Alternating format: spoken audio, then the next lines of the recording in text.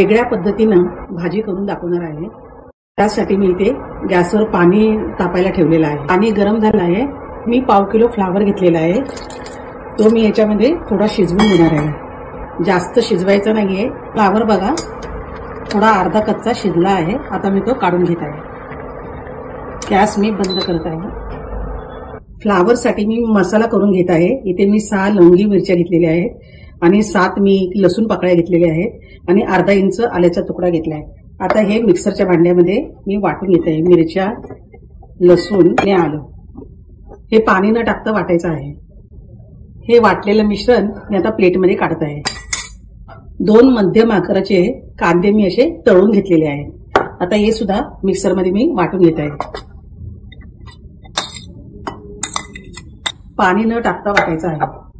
कांद्याची पेस्ट पण मी वाटून घेतली आहे, ती मी आता प्लेटमध्ये काढत आहे।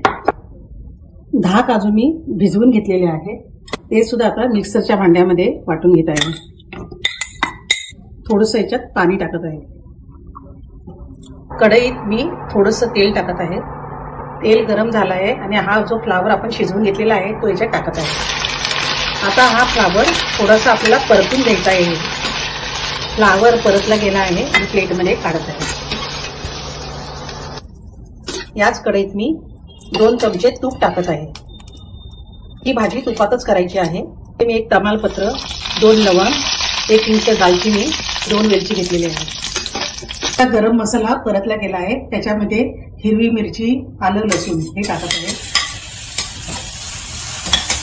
आता ही कांद्याची पेस्ट आहे ती सुद्धा टाकत आहे। ही सुद्धा याच्याबरोबर चांगली परतून घ्यायची आहे। मसाला परतला आहे, याच्यामध्ये अर्धा टीस्पून मी धनेपूड टाकत आहे, अर्धा टीस्पून जिरेपूड, अर्धा टीस्पून काळी मिरी पावडर, अर्धा टीस्पून मीठ।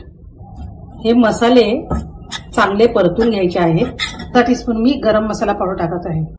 मसाले परतून झालेले इथे मी पाव कप दही घेतलेला आहे, ते दही टाकत आहे। मसाला मिळून येण्यासाठी इथे मी थोडंसं पाणी टाकत आहे। मसाला चांगला शिजला गेला आहे आणि परतलेला फ्लावर आहे तो मी याच्यात टाकत आहे। हा सुद्धा मसाल्याबरोबर परतून घ्यायचा आहे।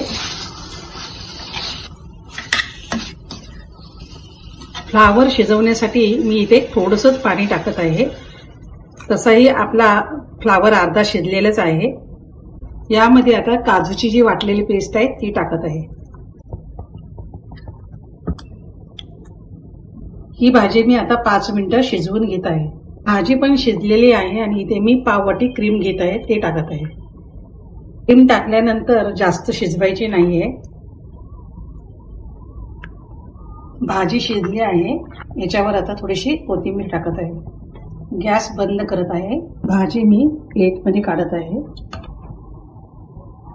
वरून थोडीशी कोथिंबीर टाकत आहे। अशा पद्धतीने जर तुम्ही भाजी केली तर घरातील सर्वांनाच ही आवडेल आणि नेहमीच्या भाजीपेक्षाही थोडीशी वेगळी आहे। तुम्ही सुद्धा अशीच करून बघा आणि फॅमिली फ्लेवरच्या चॅनलला सबस्क्राईब, शेअर आणि बेल आयकॉन दाबा। धन्यवाद।